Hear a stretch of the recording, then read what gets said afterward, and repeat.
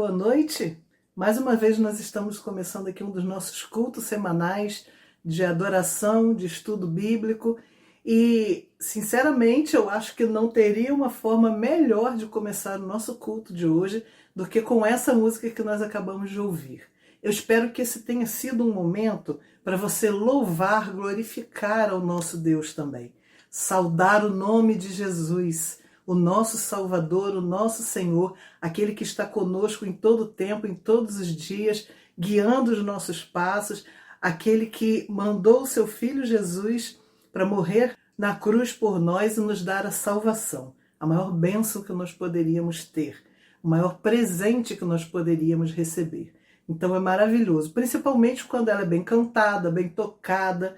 Então isso tudo vai fazendo a gente ter uma alegria imensa por servir, por louvar a esse Deus. Agora eu quero te convidar a um momento realmente de reflexão. A leitura bíblica que nós vamos fazer agora é do Salmo 139, e ela diz: "Sonda-me, Senhor, e conhece o meu coração." Eu quero te convidar então a ler alguns versículos desse salmo aqui comigo, e depois nós vamos ouvir e cantar junto uma música que fala isso também. Sonda-me, Senhor, e me conhece, quebranta o meu coração. É isso que nós precisamos todos os dias das nossas vidas, que o nosso Deus quebrante os nossos corações e que faça com que nós possamos servi-lo, engrandecê-lo, ser melhores pessoas, melhores servos e viver aqui de acordo com a vontade dele. Então, que essa leitura bíblica, que essa música que vem depois, seja a nossa oração neste momento de início de culto. Sonda-nos, Senhor, e faz de nós melhores pessoas, melhores cristãos, melhores servos. Vamos ler então e depois vamos cantar. Senhor, tu me sondaste e me conheces. Tu sabes o meu assentar e o meu levantar. De longe entendes o meu pensamento. Cercas o meu andar e o meu deitar e conheces todos os meus caminhos. Não havendo ainda palavra alguma na minha língua, eis que logo, ó Senhor, tudo conheces. Tu me cercaste por detrás e por diante, e puseste sobre mim a tua mão. Tal conhecimento é para mim maravilhosíssimo, tão alto que não o posso atingir. Para onde me irei do teu espírito, ou para onde fugirei da tua face? Se subir ao céu, lá tu estás. Se fizer no inferno a minha cama, eis que tu ali estás também. Se tomar as asas da alva, se habitar nas extremidades do mar, até ali a tua mão me guiará, e a tua destra me susterá.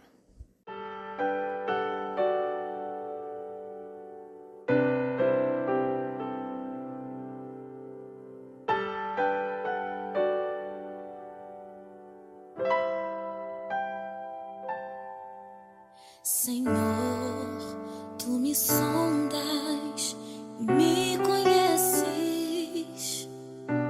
Sabes quando assento e levanto.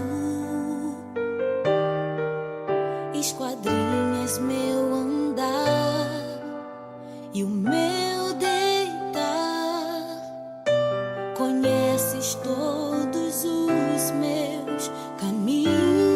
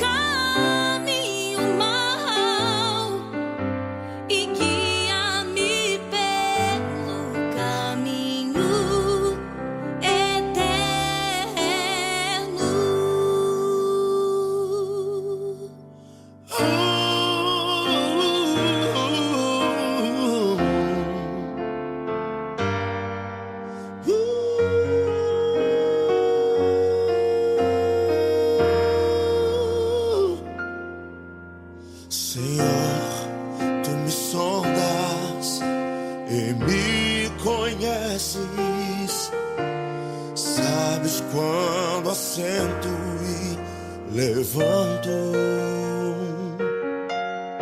Esquadrias meu andar e o meu deitar. Conheces todos os meus caminhos. Ainda a palavra não me chegou à boca, não. E tu já conheces, Senhor. Tu me cercas por trás e por diante. E sobre mim põe tua mão. Sonda-me, ó Deus, conheces meu coração. Prova-me os pensamentos. Vê se há em mim algum caminho mau e guia-me pelo caminho eterno.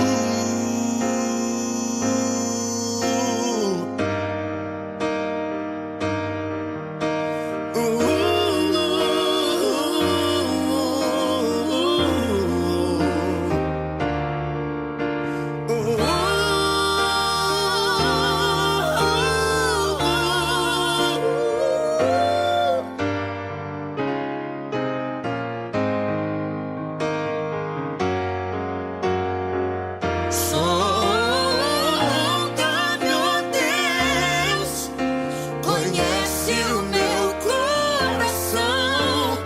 Prova-me os pensamentos. Vê se há em mim algum caminho mau E guia-me pelo caminho eterno.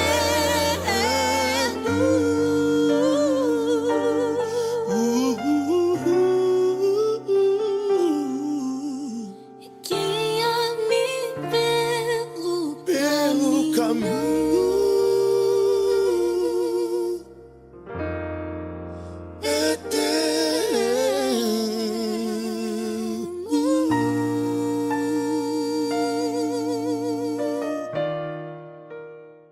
Queridos irmãos, saúde e paz.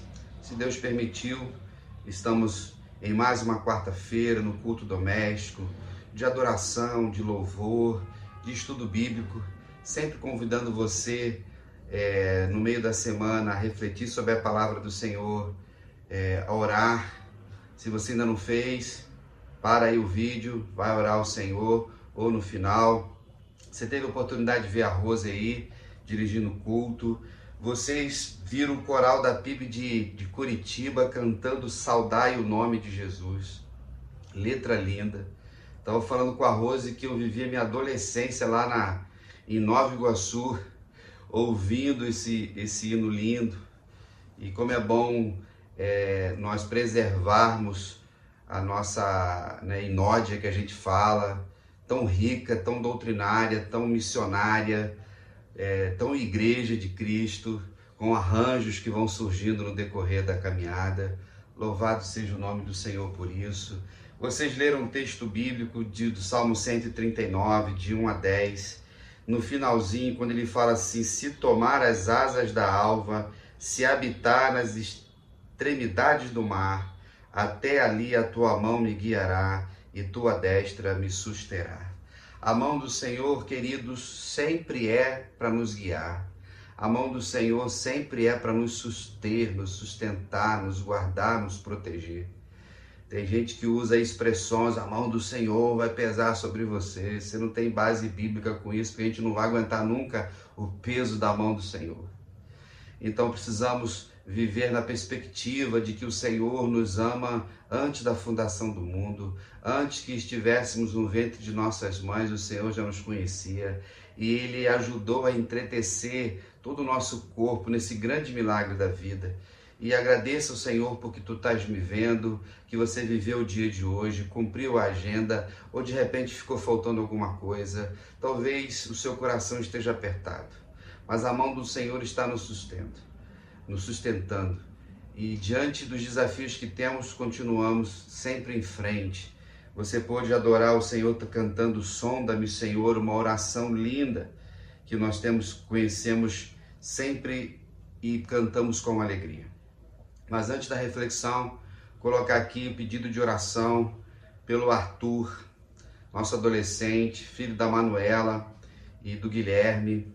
Ele pegou o Covid agora no final de semana, precisou ser internado. Ele está no hospital da Polícia Militar aqui no Estácio, que fica ali em frente à PIB do Rio.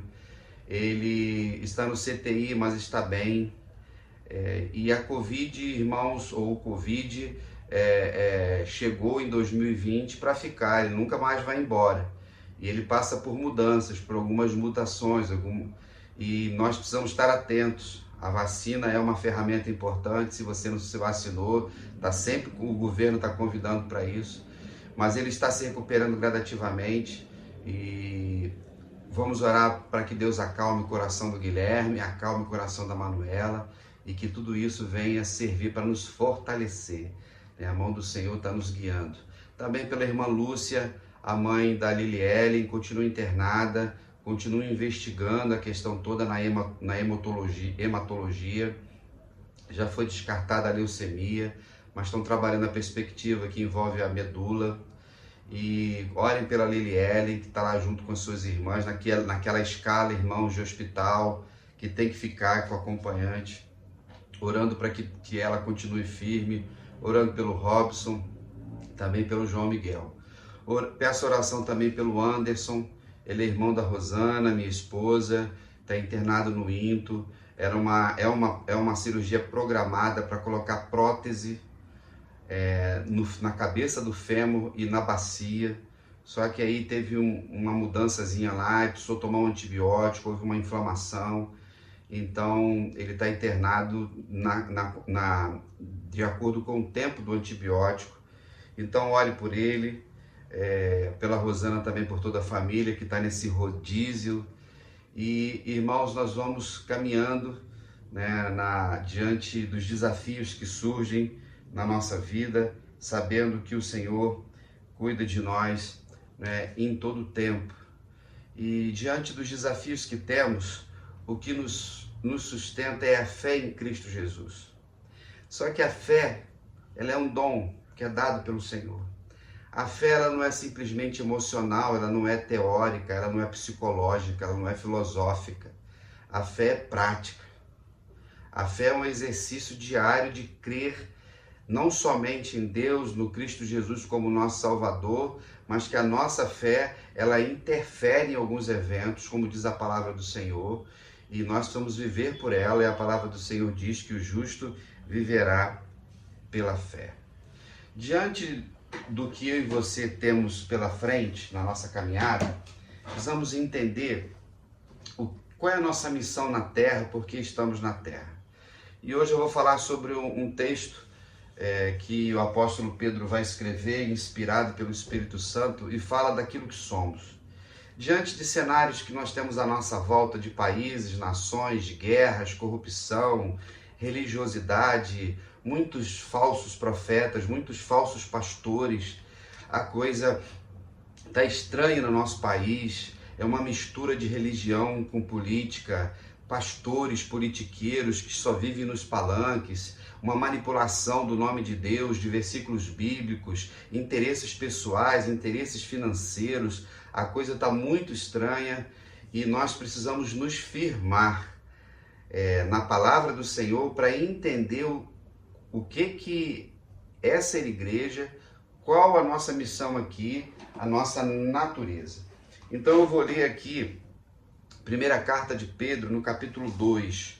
Eu vou ler aqui para vocês entenderem o contexto, para que uma breve reflexão nós reflitamos sobre o nosso chamado. Capítulo 2 diz assim, o tema aqui, né? Nós somos a casa espiritual de Deus. Jesus veio habitar em nós.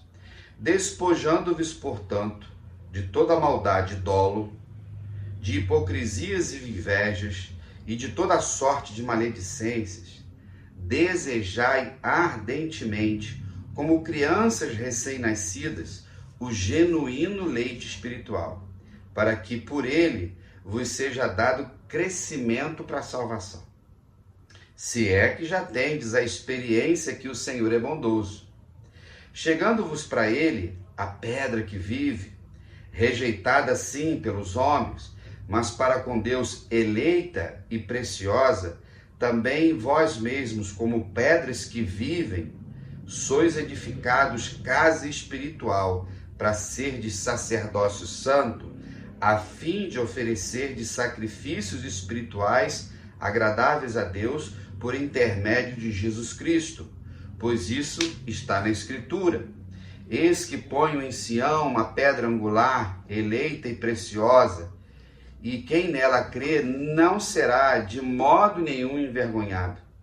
Para vós outros, portanto, os que credes, é preciosidade, mas para os descrentes, a pedra que os construtores rejeitaram, essa veio a ser principal pedra angular e pedra de tropeço e rocha de ofensa. São estes os que tropeçam na palavra, sendo desobedientes para os que também foram postos. Aí ele vai e diz assim: vós, porém, sois raça eleita, sacerdócio real, nação santa, povo de propriedade exclusiva de Deus, a fim de proclamardes as virtudes daquele que vos chamou das trevas para a sua maravilhosa luz. Vós, sim, que antes não erais povo de Deus, agora sois povo de Deus, que não tinhas alcançado misericórdia, mas agora alcançastes misericórdia. Amém. Louvado seja o nome do Senhor. Quando você vê esse texto bíblico aqui escrito pelo apóstolo Pedro, irmãos, capítulo 1 ele vai falar sobre ação de graças, ele vai falar de santidade, ele vai falar da misericórdia do Senhor, ele tem um chamado de Deus aqui, quando ele diz assim: está escrito, sede santos porque eu sou santo.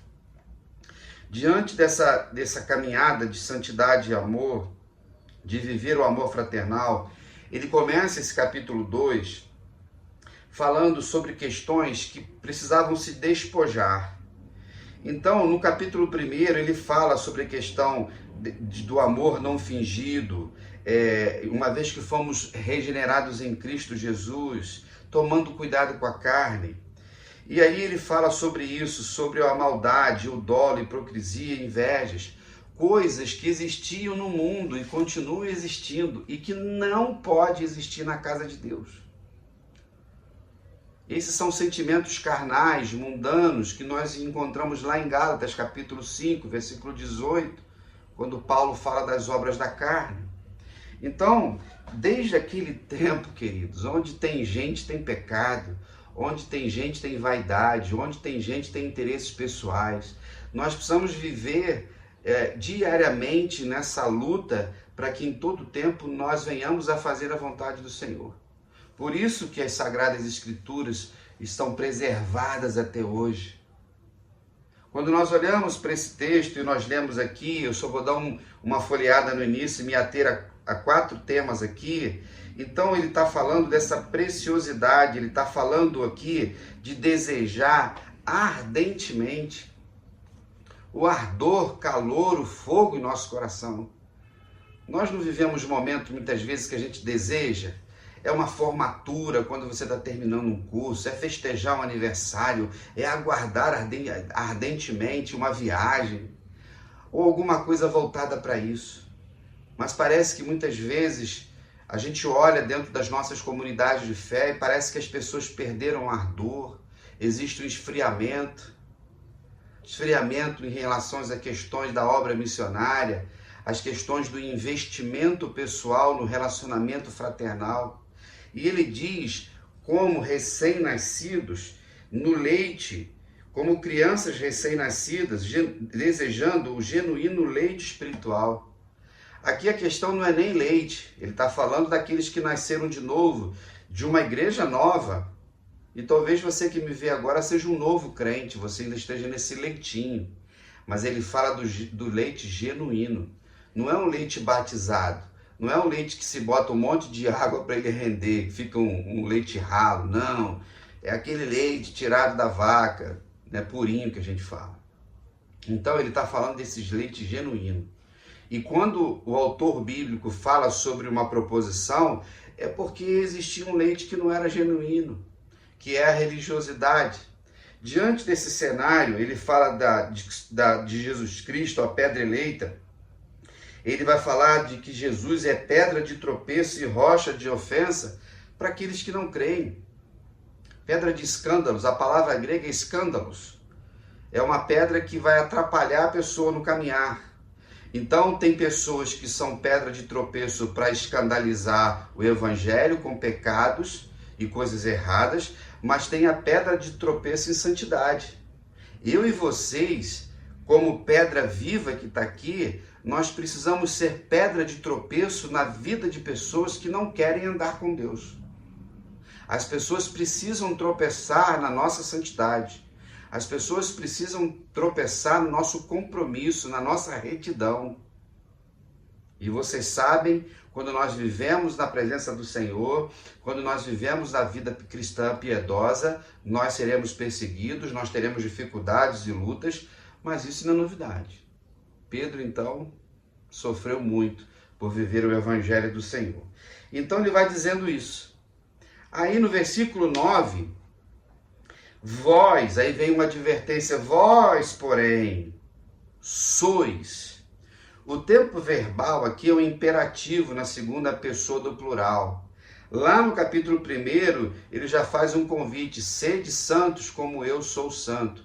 Eu já falei isso na semana passada. A gente não, como igreja, a gente não está indo para uma utopia que seremos uma igreja melhor, uma igreja mais santa, uma igreja, ou voltarmos no tempo achando que a igreja primitiva era a igreja pura. A igreja de Cristo, a noiva de Jesus, ela não tem macro, não tem ruga, ela é pura em Cristo, mas é formada por pessoas pecadoras. O chamado sempre é no tempo do presente. Vocês são o sal da terra, sois o sal da terra, sois a luz do mundo. No tempo do hebraico, o verbo é sempre, o chamado de Deus é sempre no é. Deus é amor. Jesus é o bom pastor. Jesus falava, eu sou o bom pastor, eu não vou ser o bom pastor. Nós não seremos a igreja, nós somos a igreja. Porque a natureza dela é espiritual, ela existe por causa de Cristo, ela existe por causa do Espírito Santo. Nós somos o corpo de Cristo. Se você for olhar para o lado institucional, a gente vai ficar igualzinho aí as empresas, as instituições, as ONGs, querendo fazer um monte de coisa, fazendo planejamentos, né? Tem que ter visão, tem que ter missão, valores. Quando a gente precisa escrever no papel aquilo que é ordinário, aquilo que é o basicão, é que a situação está numa mediocridade muito grande. Então, vós sois, nós somos. Aí ele vai dizer o seguinte, primeira coisa, é uma raça eleita. Então, a palavra principal aqui é eleição. Nós fomos escolhidos, nós fomos eleitos por Deus. Uau! Porque a gente é bonzinho? Porque nós temos mérito, porque nós temos muitas virtudes ou predicados? Em hipótese alguma. Essa eleição é pela graça em Cristo Jesus. Ele fala como raça eleita, como a raça humana.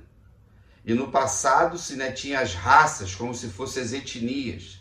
Mas quando os povos, mas Pedro está dizendo o seguinte, olha, a gente foi alvo, a igreja é alvo da eleição de Deus, a igreja é alvo da escolha de Deus. Então você que anda com Jesus, crê em Cristo Jesus, vive na santidade, em comunhão com o Senhor, na vida de retidão, você foi eleito pelo Senhor. Aleluia por isso. E nós batistas cremos dessa forma.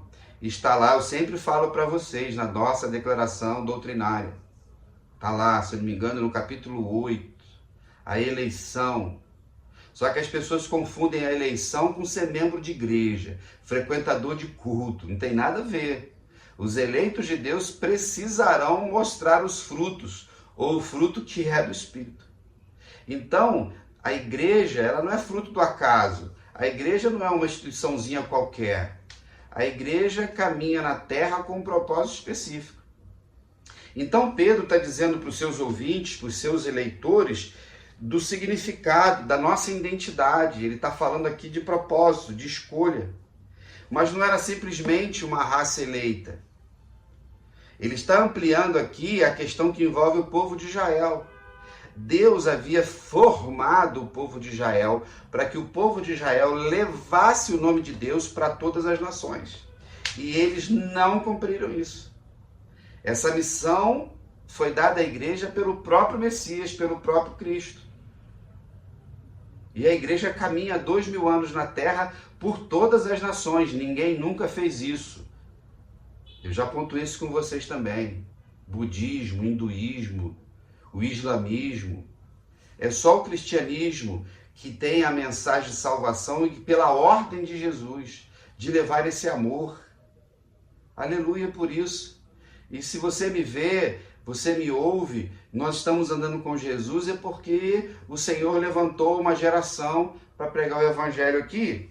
Ele vai dizer que não é só uma raça eleita, é um sacerdócio real.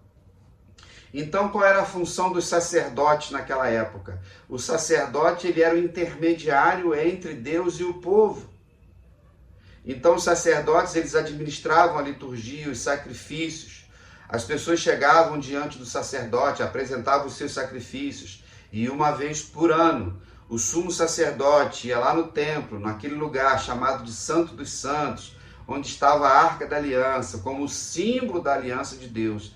E ele apresentava o perdão pelo povo. Então agora nós somos esse sacerdócio real. Ele é do rei. Mas é tão interessante o significado de que o rei, ele não podia apresentar sacrifícios diante de Deus. Era o sacerdote. Quem vai cometer esse erro grave é Saul, primeiro rei de Israel.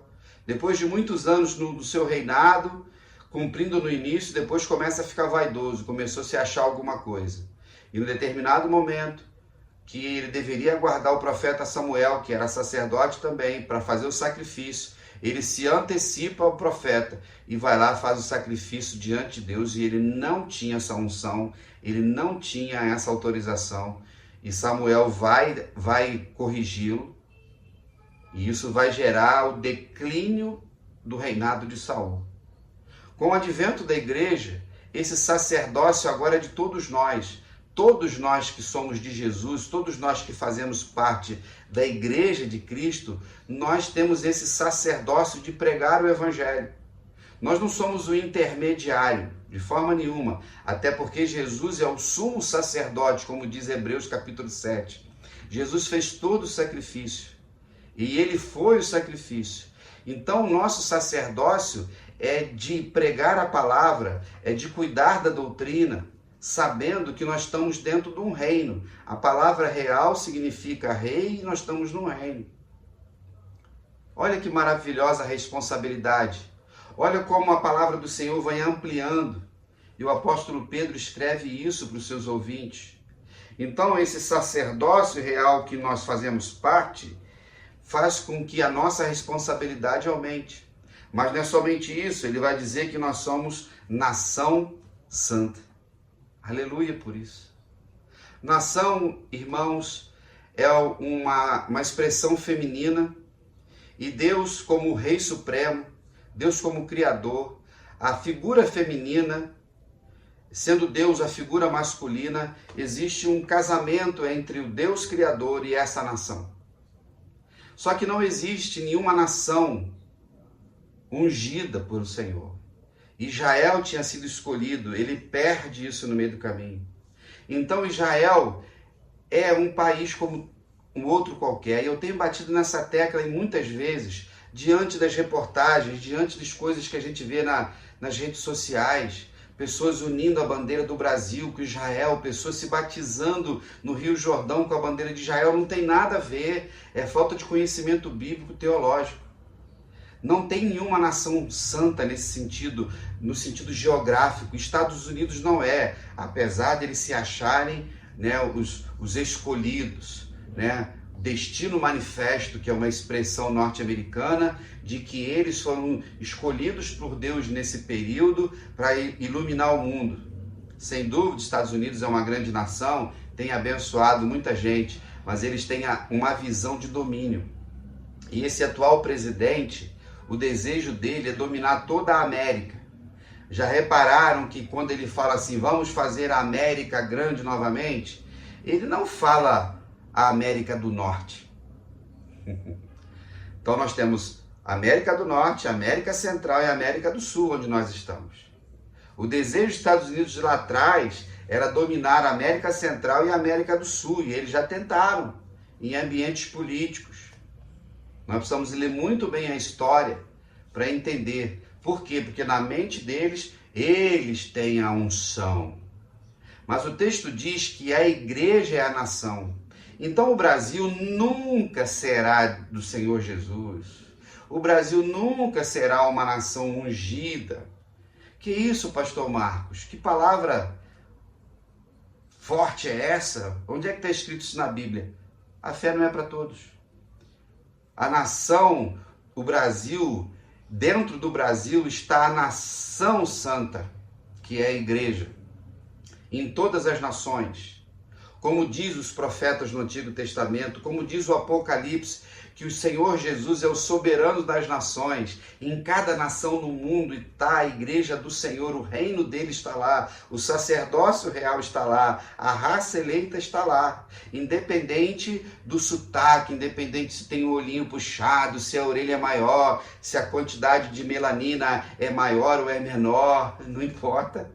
Ou se o cabelo é mais crespo, se o cabelo é mais liso, se a pessoa é brancona, ou se ela é negra, se os olhos são castanhos iguais aos meus, ou são verdes ou azuis. Isso é maravilhoso, como a igreja tem a missão de unir todas as nações, queridos.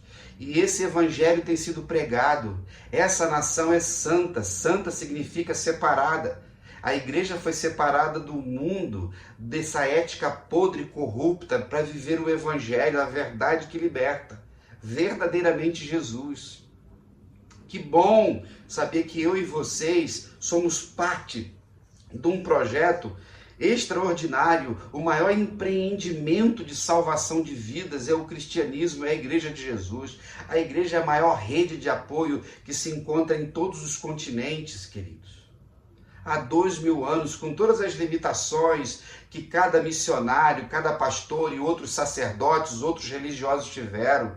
Infelizmente, muitos usaram o nome da igreja para fazer guerras, para destruir pessoas, destruir culturas, colonizar ambientes étnicos. Mas quando nós olhamos para a palavra do Senhor, para o texto bíblico, sendo interpretado pelo Espírito Santo na minha mente, na sua, a gente vai ver a responsabilidade que temos. Nós somos a nação do Senhor Jesus. Então aqui no Brasil tem o povo de Deus, louvado seja, porque nós fazemos parte dele. Mas ele não para aí. Essa nação santa, aí ele vai dizer assim, povo de propriedade exclusiva de Deus. Ó, nós somos propriedade de Deus. Nós pertencemos ao Senhor. É exclusiva de Deus. Não é do diabo. Não é de partido político. Não é de ideologias. Não é de filosofias. Ou qualquer outros tipos de ensinos que venham fazer. Nós somos propriedade do Senhor. Parece estranho usar essa palavra propriedade, que parece que é uma coisificação da gente, né? Como se a gente fosse um objeto. Não é isso. Nós temos coisas que são propriedades nossas, que nós temos o poder sobre elas. É nesse sentido. E tem pessoas que nós temos elas como propriedade, não para destruí-las e dominá-las, mas para cuidarmos dela.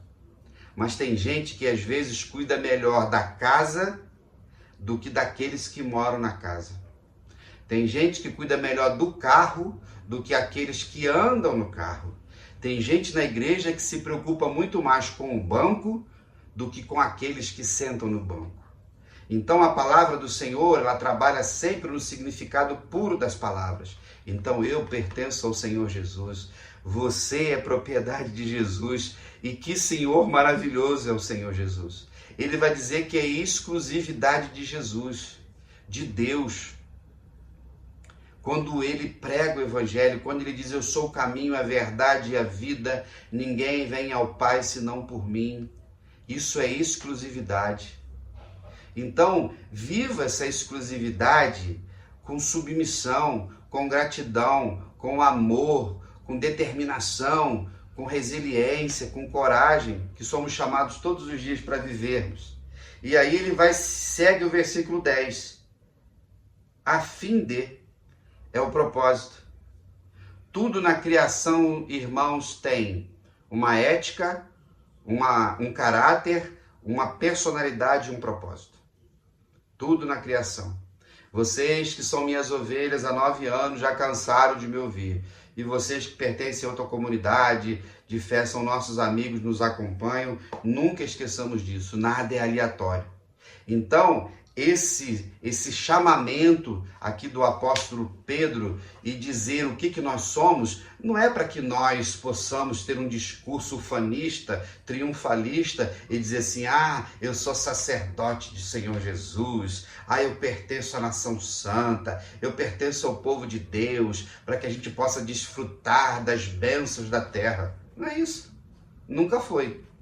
Apesar de que muitas pessoas vivem frequentando cultos na expectativa de alcançar coisas terrenas. E ainda com os falsos profetas que a gente tem aí, que ganham dinheiro às custas do povo, mentem de um lado e de outro, mas esses falsos profetas que estão aí no Brasil tem muito, né? Só existem por causa daqueles que, comichões nos ouvidos, querem os seus gurus, querem viver a vida dos pastores que estão lá com ternos de 10 mil reais, com carro de 300 mil e só se alimentando da gordura da ovelha. Até Papai do Céu começar a puxar a linha da pipa e revelar os bastidores podres que muitas vezes existem nessas instituições que chamam-se igreja, mas não são igrejas. Então, a fim de que proclamardes as virtudes daquele que vos chamou das trevas para a sua maravilhosa luz. Proclamar, pregar, falar das virtudes de Deus, das qualidades do Senhor Jesus. E isso vai ser visto em nossas vidas, porque Ele nos tirou das trevas, daqueles que ele fala aqui no capítulo 1, no início do versículo 2, que viviam nas maledicências, que viviam nas invejas, que viviam em tantas obras da carne. Tenta lembrar de onde o Senhor te tirou quando você não conhecia Jesus. E uma vez que Ele nos tirou das trevas e nos mostrou a luz, Ele nos iluminou com o Santo Espírito para que nós pudéssemos, então, proclamar, para que outras pessoas saiam das mesmas trevas que nós estávamos. O grande problema de nossas igrejas, e eu luto em Cascadura e a gente já avançou muito, é que as pessoas, depois que conhecem a luz, só querem a luz para ela. Às vezes pessoas em volta vivendo em trevas, na família, nos vizinhos, no trabalho, na faculdade, no mundo. Tem gente que usa a tecnologia para um monte de coisa inútil e fútil e não usa para pregar o evangelho. Então essa palavra é para mim e para você, para que nós que estamos na luz possamos iluminar as pessoas que estão à nossa volta, possamos iluminar esse mundo em trevas. O mundo jaz no maligno. Mas tem tanta gente num relacionamento promíscuo com o mundo e a igreja, um pezinho no mundo, pezinho na igreja, cultura daqui, cultura dali. E eu falo muito sobre isso, de santidade, de separação, de retidão. Cuidado com as coisas que temos à nossa volta. Então, nós fomos tirados das trevas para a sua maravilhosa luz. Ele poderia ter escrito aqui, o apóstolo Pedro, só colocado luz, que já era suficiente. Mas ela não é uma simples luz, ela é maravilhosa luz. Louvado seja o nome do nosso Deus. E ele vai seguindo aqui. Vós, sim, que antes não era povo, agora sois povo de Deus. Vocês sabem que eu gosto muito dessa expressão, nos dá uma identidade extraordinária. Porque quando você fala povo, é todo mundo de Deus que crê em Deus. E fazer parte desse povo é um privilégio grande. Nós temos, é o sentimento de pertencimento, que a gente não está vagando pelo mundo, perdido, como muitos estão por aí. De onde eu vim? Para onde eu vou? Quem eu sou? Ser ou não ser? Eis a questão, né, naquela peça de William Shakespeare, Hamlet, né? Ser ou não ser, eis a questão. No sentido da peça era morrer ou não morrer, né? Me matar ou continuar vivendo? Me suicidar, me matar ou continuar vivendo? Nós somos chamados para viver na luz. Por isso, irmãos, que aqueles que uma vez foram iluminados não voltam mais para as trevas. Essa galera que eu falo desigrejada, como é que é? Desviada e descongregada. Esse povo nunca conheceu a luz. Pode dar as desculpas que quiser, porque o pastor usa camisa verde, porque o culto agora não canta mais isso, canta aquilo, porque o pastor não usa mais terno, e aquelas desculpas esfarrapadas. A gente precisa entender o chamado de Jesus. E aí essa luz é maravilhosa. Então nós somos povo de Deus, não tínhamos alcançado a misericórdia, mas agora alcanceis a misericórdia. Aleluia por isso. Misericórdia, irmãos, é uma das palavras mais profundas que nós temos na Bíblia, que no hebraico significa entranhas. Eu já falei também isso para vocês, né?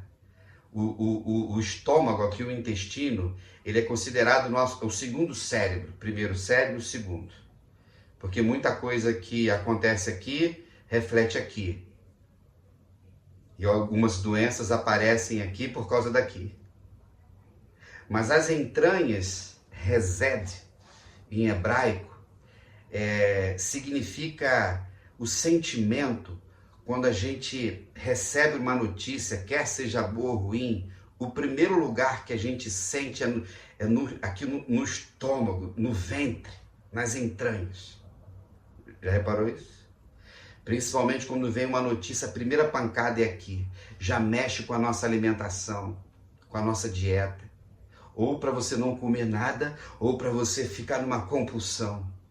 Então, quando misericórdia, que envolve as entranhas, algo profundo. Mas quando a gente vem para a língua latina, que é a nossa língua, né, a língua portuguesa, assim como é a italiana, como é a espanhola, como é a francesa, como é também na África algumas línguas, a misericórdia é a junção de duas palavras, miséria e coração. Misério, cor, uma abreviação, que vem do grego também cardia. Então a misericórdia é quando nós colocamos a miséria da outra pessoa no nosso coração. Aleluia por isso. O Senhor Jesus colocou a nossa miséria no coração dele. Por isso que ele vai para a cruz do Calvário. Por isso que ele sofre por mim e por você. Então nós alcançamos essa misericórdia de Jesus e precisamos continuar proclamando essa virtude. Precisamos proclamar essa verdade em todos os lugares, queridos. Começando aí dentro do primeiro e principal campo missionário, que é a sua casa. Depois é trabalho, é família, vizinho, no prédio, tudo isso. Viva isso como igreja, nesse chamado maravilhoso. Quando eu olho para a igreja e diante da missão que nós temos, o ministério diaconal, ou a diaconia na igreja, ele é um ministério sublime, que nós institucionalizamos, que nós acabamos com o ministério diaconal nas nossas igrejas, porque corrompemos o que a Bíblia diz. A maioria das igrejas hoje não tem ministério diaconal, muitos estão acabados e falidos, porque as pessoas que foram então chamadas para isso esqueceram a obra, o ministério da compaixão, da misericórdia. O ministério diaconal, ele é o coração da igreja. Ministério diaconal, e se você é diácono, me ouve, se você é uma diaconisa, em nome de Jesus, abandona cargos na instituição, para de perder tempo com coisas e vai cuidar de gente que precisa de misericórdia. É isso que a Bíblia diz e é isso que eu acredito como pastor e no dom que eu recebi do Senhor. E como é bom ver diáconos, diaconisas trabalhando para salvar pessoas, para acolher, para abraçar, com empatia, com compaixão, pessoas que ninguém quer. Isso tem a ver com o nosso chamado de sermos raça eleita, nação santa, sacerdócio real, para todos nós como um todo. Como é bom saber disso, irmãos. Que eu e você, a cada dia, independente das circunstâncias, não percamos de vista a nossa missão na terra. O mundo só tem a igreja, não esqueça disso. Aleluia por isso. E aquilo que Deus planta, ninguém arranca. Então, diante dessa identidade que nós temos, diante do propósito colocado pelo Senhor, o que você tem feito com os seus dons espirituais? O que você tem feito com a experiência que você tem na casa do Senhor? Você já está na casa do Senhor há quanto tempo? Ou se você é novo crente, nova crente, o chamamento é esse. E se você que me vê, que me ouve nesse momento, ainda não anda com Jesus, o convite de salvação é feito agora. Ajoelhe aí onde você estiver. Entrega a sua vida para Jesus. Diga: Senhor Jesus, eu creio em Ti como meu Senhor e Salvador. E vai procurar uma igreja evangélica, se é cascadura, ele diz assim: pastor, eu quero me batizar. Se você mora perto de uma outra igreja, vai lá e procura o pastor, a liderança. Isso é maravilhoso, porque nós temos um chamado. Que eu e vocês, nessa nossa jornada, nessa nossa caminhada de fazermos a vontade do Senhor, possamos saber que a gente não é turista na terra, a gente não está brincando, a gente pode desfrutar de todas as bênçãos que o Senhor nos deu na terra, sem perder a nossa identidade, a nossa essência como igreja de Jesus, como aqueles que foram chamados para fora do mundo, para fora do egoísmo, para fora do narcisismo, da mediocridade, da religiosidade, do farisaísmo, de tudo, e sermos esse povo maravilhoso. Amém? Queridos, vamos ouvir a palavra agora cantada do Senhor, um louvor, e daqui a pouquinho eu volto, chamado assim: Povo de Deus, Igreja Santa, povo de Deus, povo de Deus, Igreja Santa, povo de Deus, nação real, adorando a um só Deus e marchando rumo ao céu. Somos de Deus, sim, somos povo seu. Aleluia. Adora o Senhor aí.